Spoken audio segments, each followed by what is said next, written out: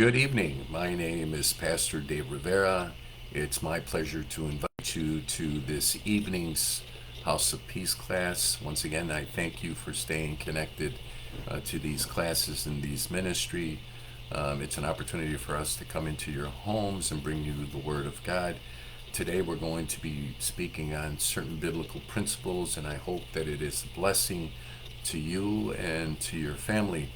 Let me start off by giving you the announcements for the rest of the week. On this immediately after this class, Brother Fabio Ceballo will giving Bible lessons in Spanish. So at 7:45, he'll be on. On Thursday, we'll have our congregational prayer service, an opportunity to intercede for the city, for the nation, for one another. You're more than welcome. Our doors open at 543 Richmond Avenue at 6:30. We'll pray until about 8 o'clock, so you're more than invited to join us in prayer. On Thursday or on Friday, we have our youth service at 7:30. So if you'd like to attend an in-person service, that's a great opportunity. Let me just once again announce that our youth will be going to Camp Oldesega on the 16th and the 17th. So that be the following Friday and Saturday. There'll be no youth service. We'll be out at Camp Oldesega in Machias, New York. Both Friday and Saturday. We'll be back on Sunday. It's an opportunity to worship, praise, listen to the word, and be ministered to. I know and I expect that God will be doing great things at this youth retreat. You're more than welcome. If you need further information and you'd like to attend one of the services, you can call 882-3774. That's 882-3774, and we'll give you directions on how to get to Oldesega. It's approximately 1 hour from the city of Buffalo, but it's very peaceful, very beautiful. I know that if you go there, you'll probably go back. They have cottages, they have pontoon boats, they have a lake, a recreation center, and they have a tabernacle right on grounds where you can worship and praise God. So that's an opportunity for those that would like to attend our youth retreat. On Sunday, we have our evangelical services. Doors open at 10 o'clock. Service begins at 11. What a beautiful service we had this past week with Brother Fabio Ceballo bringing us the word. I am so fortunate to have members of the church that are used in teaching and preaching, and that is of great help and blessing to me and to the ministry as well. So I'm so grateful to everyone that serves in some capacity, and we're starting to see the growth and development within the ministry, within the new believers that are starting to attend services, and people that have come from different nations, cultures, and languages. We thank God for what He is doing. Those are the announcements for the week. Today, as I said before, we have our House of Peace. We'll be bringing you a lesson. There's a series of lessons that we give every Tuesday at 7 o'clock in English, and today's lesson is going to be a strong life. As a Christian, from the beginning, you come into accepting Jesus. You start to develop a strong life. You start to grow and you start to mature spiritually. And it is important that we maintain a strong life. And today we're going to be talking about how to maintain a strong life. You can't accurately determine the strength of somebody simply by looking at the outward appearance. Sometimes it's the inner fortitude, and we want to talk about that. And the Bible talks about two ways. And in the book of, I believe it's Matthew, chapter 7, verse 24 and 29, it talks about two different lives. A strong life, and we want to spend a little time talking about a strong Christian life and what we can do to strengthen ourselves so that we can persevere, so we can continue to obey God, so we can continue to move in the Spirit. And here in this parable, it's about the person, the two people, the wise man and the unwise man that built their houses, one on the rock and one on the sand. Is as therefore anyone who builds, listens to my word, and puts it into practice, puts the word into practice, is like a wise man who built his house, a strong house, on the rock. And the rains came, and the stream rose, and the winds blew against the house. But the house remained solid on that foundation. However, the other person built their house, listened to the word, but didn't apply it, didn't put it into practice, didn't obey God's word. And he built his house on the sand. And it says that the rains came, the streams rose, the winds blew, and the house crashed because they built their house on the sand. You can build your house on the scripture, on obedience to the scripture, or you can build your house on the sand, which is the things of the world. And if you build your house on the sand, on the things of the world, you do not apply God's word, you're building your house on the sand.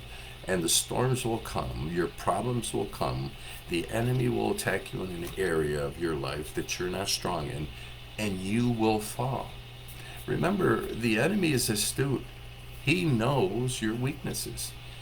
And those areas that you do not commit to God, that is the area that the enemy will attack you. Like I said, the enemy is very astute, very conniving, and you have to make sure that you strengthen those areas in your life that perhaps are weak. And so this illustration that I just gave you about the parable about the wise man and who built the house on a rock, and the other, the unwise man that built it on the sand, is very important, and that determines who you are, how strong you're going to be. If you want to live a strong life, then you build your house on the rock, which is the word of God. You build your house, in obedience to God, in obedience, and that is the key, to listen and to obey. Now, everyone is building their life on something, either a firm foundation on the scripture or the unstable sands of the world. So you're either building, it's either one or the two, either a firm foundation, which is the word of God, or the unstable sands of this world. So you only have two. That determines how strong you are going to be. But no matter what you've done in the past or how old you are, it's never too late to begin building on the rock. This is the one building project that won't end until the Lord takes you home. So we're constantly building on the rock until he takes us home to be with him. Characteristics of a strong life. The first one is having trust in Jesus as your personal Savior.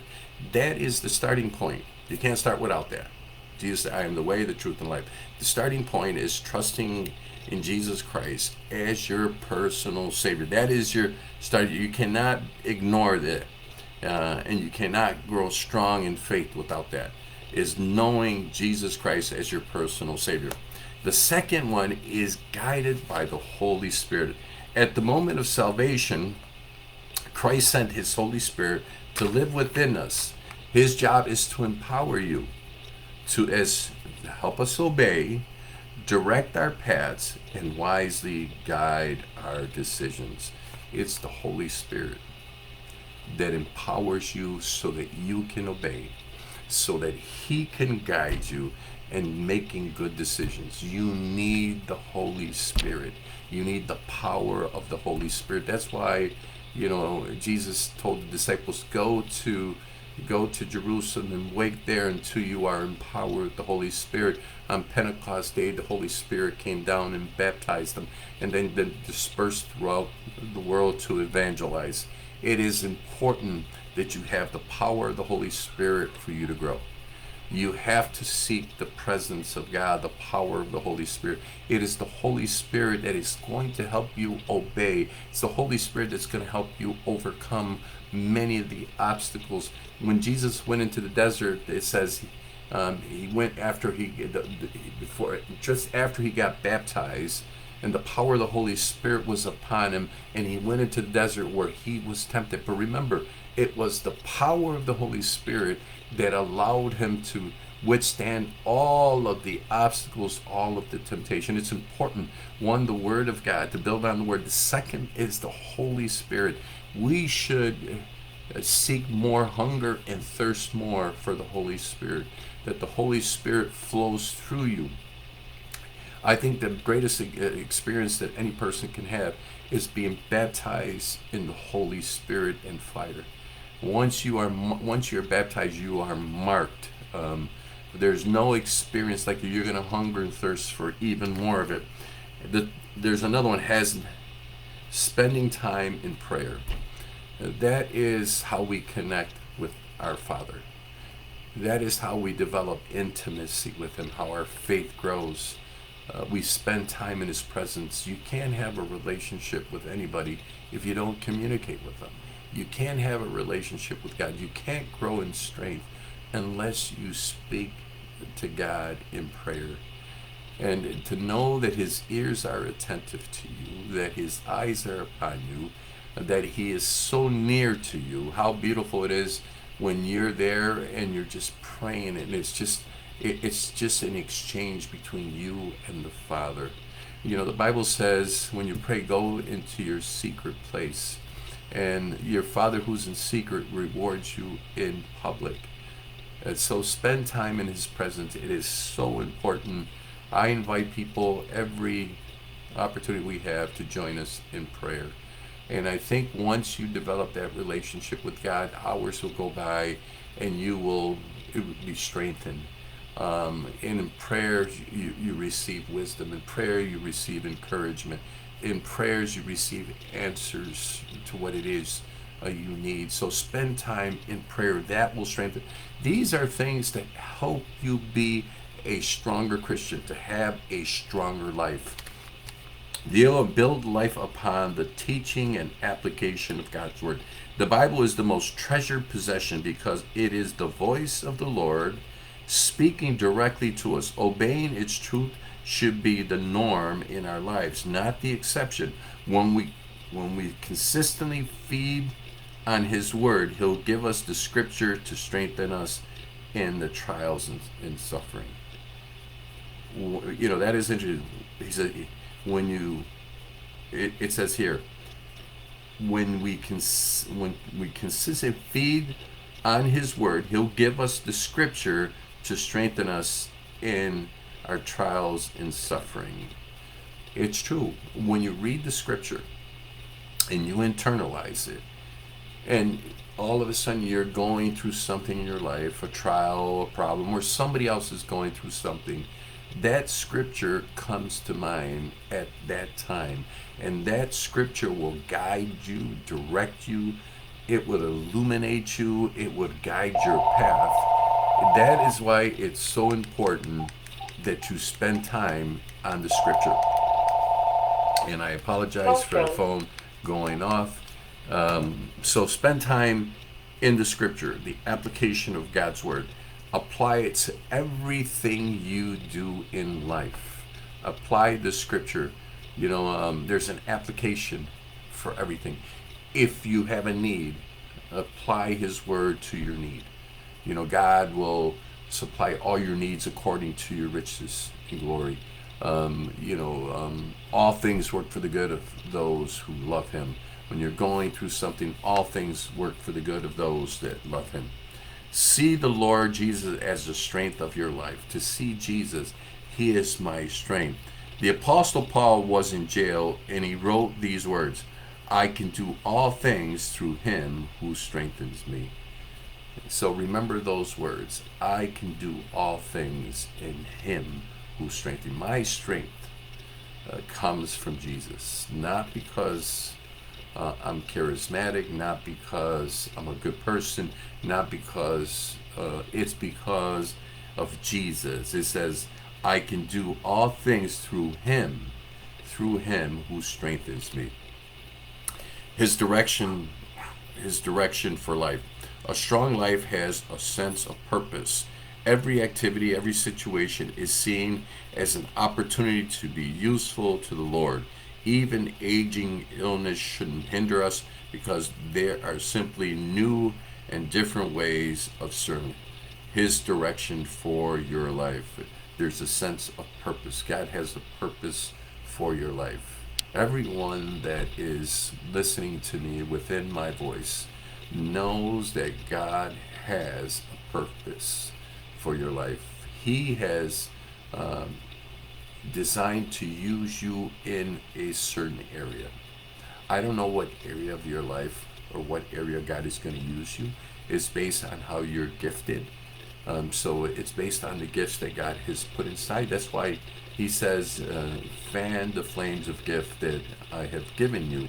You have to activate those gifts. You have to flow in the gifts. So your life has direction, has purpose. God wants to use you. And don't ever think that you're in church just to receive the word and just to praise. You're in church also to serve others, to learn the word of God, to apply it, to encourage other people, to be a witness to other people as well. A strong Christian has a strong faith. When a strong life is tested, it comes through trials with great faith.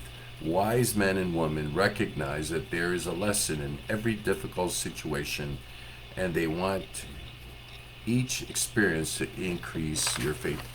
You know, you're going to go through trials. Your faith is going to be tested, but after the trials, when you get through it, you're going to see that God is faithful, that God is faithful to His word and His promises.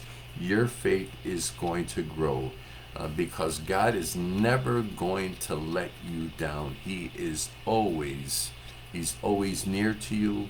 And you know, when you feel that you can't do anything, it's when He shows up. He's always present, always looking out for you. So your strong faith, a strong life, it has strong faith. Optimistic. Since God is the one who controls and guides our life, we can be optimistic about the future, no matter what uncertainties surround us. You can always be optimistic. You can always have the expectation that God is going to show up.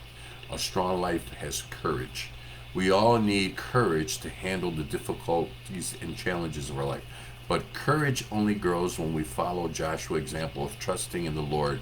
In Joshua 1:9, as he obeyed the Lord and observed His faithfulness, he received inner strength to courageously face all the challenges. You know, he received that inner strength. God told him to be strong and of good courage. You know, get up and cross the Jordan River, because the blessing was across the river, and sometimes we got to enter into our blessing, into our promise, and it takes courage. It takes you to step out in faith, and that's what sometimes we have to have courage to step out in faith. When we step out in faith, that is when you will receive the blessing that God has for you. Sometimes we wait for the faith. He's telling you, step out in faith, cross the Jordan River, go and take over Jericho. You have to step out in faith. You have to be courageous. Develop friendships with people who enrich your life. Strong people surround themselves with godly friends who help and love them. There's nothing better to find a friend, somebody that is interested in your spiritual well-being, who have a common purpose in terms of serving God. Surround yourselves with those people that encourage you and lift you up and give you a word. Your friends are so important. The worst thing is to be with somebody who is not a believer, and you're going through something in your life and they don't have the faith, they don't have the understanding and the knowledge, so they can't help you and they can't lead you. So it's always good to surround yourself with people that are like-minded, that serve the Lord, that can help you in times of need. Express love for care of others. Those who are strong willingly give themselves away to others by making themselves available, offering encouragement, making difference in their lives. How beautiful it is when you have people like that that say, "What can I do to help you?" How they're there to encourage you. They're there to lift you up. They're making a difference in your life. That is why it's so important to express love and care for others. Serve God with spiritual gifts. The Lord gives spiritual gifts to believers that enable them to serve exceptionally well. In particular, when we operate using our gifts, we have the strength to accomplish whatever God has called us to do. The Lord gives you spiritual gifts. He enables you to do what He's given you, what He's purposed, what He has designed you to do. God is, designed you to do something, but He's also giving you the capacity, the ability to do the things that He's called you to do. That is why it's so important that you flow in the gifts that God has given you. Everyone has a gift. Remember that. Everyone have a gift. I don't, no, I'm not gifted in any area. Yes, you are. You are a member of the body of Christ. You have been gifted in a certain area. You just have to flow in the area that you were gifted. If you were gifted to sing, then sing. If you were gifted to teach, teach. If you're gifted to preach, preach. If you're gifted to encourage others, encourage others. But move in the area. God wants you to serve, and you serve others. Yeah, at times through your gifts and your talents and your abilities. Don't underestimate what God has put inside of you. Awaken that gift that's inside of you. Begin to fan that flame, because sometimes you just have to fan the flame. Sometimes you have to step out of your comfort zone, and you have to do things that you perhaps didn't feel comfortable doing. But once you do it, you says, I never thought I could do it. But yes, you can. God has gifted you to do that. The other one is to be strong, you have to be quick to forgive. An unforgiving spirit affects our emotions, relationship, even our bodies. It hinders every aspect in our walk with Christ. We're strong when we realize how much we've been forgiven by God and can be ready to forgive. You are strong when you realize that God has forgiven you. And because He has forgiven you, you should forgive others. You should be quick to forgive. Don't hold on to hard feelings. Don't hold on to bitterness. Don't hold, because they become strongholds in your life. Let go of them. It's hard to have a relationship with God when you can't have a relationship with your fellow man, or your brothers, or your neighbors. So be quick to forgive. Break that, that tie, break that bondage of unforgiveness. That it binds you. You have to be willing, and you almost immediately say, "Forgive me, for I have sinned against you," and ask for forgiveness, and let people know you're sorry for anything that you might have done to offend them. Be quick to forgive. A strong person has inner peace. When our relationship with the Lord is right, He gives us inner sense of peace, regardless of our situation, regardless of what you're going through, the storms in life, the trials, the afflictions, the personal problems, the battles that you're going through. God will give you inner peace. A strong person has that inner peace. And sometimes you just don't know how you get through it. And you say, I don't know how I was able to stay calm. I was able to keep the peace. Not only was I able to keep the peace, I was able to help other people maintain the peace as well. Use your money wisely. A strong person uses his money wisely. A person with a strong life isn't worried about money because of trust in God. He knows that the Lord's promise to bless and care for those who give the first part of their income. That's Luke 6:38. Use money wisely. I want to be a good steward of everything that the Lord has given me. I want to be able to give to others, to help others. Give and it shall be given, pressed down, shaken together, runneth over. When you give, you're trusting that God will supply your needs. You give to somebody, and God will supply your need. You just have to trust. Say, Lord, I know that my money is blessed. I know that my money is holy. I know that my money will multiply. I know when I do this, you will provide my needs according to your riches in glory. Trust in God. Sometimes you worry about, well, if I give, I won't be able to do this or I won't be able to do that. But then you're saying, I just don't trust in God to provide my needs. I have learned to give. The Spirit has convicted me at times to help or to give. And God has blessed it, has blessed me abundantly. There were times in the past where I had 3, 4 jobs, and and I had nothing to show for it. Now I have less jobs because I dedicate more time to the Lord, and God has blessed me abundantly. I said, how can this be? But somehow, some way, whether it's through people and opportunity, God blesses me through my job, through my finances, through just wisdom. God has given me wisdom how to minister. And I always pray to God. I said, God, give us wisdom so we can be good stewards of everything, including our finances. It's important that you be good steward of your finances. And the first thing you do is you honor God with your finances. You have to, some people understand this principle. In Psalms it says, that, honor God with your first fruits, with your wealth and your first fruits. I give God the first and the best. And when I do that, I'm showing I honor God. And when I honor God, the windows of heavens open and God pours out his blessing upon me, and not only me, but my family. When you understand that principle, then you'll know why people give joyfully. There are people that give reluctantly, but there are people that give joyfully because they know. Understand the biblical principles of giving. And somewhere God is going to bless them with opportunities, with their finances, with businesses, with their homes, with people that want to honor them.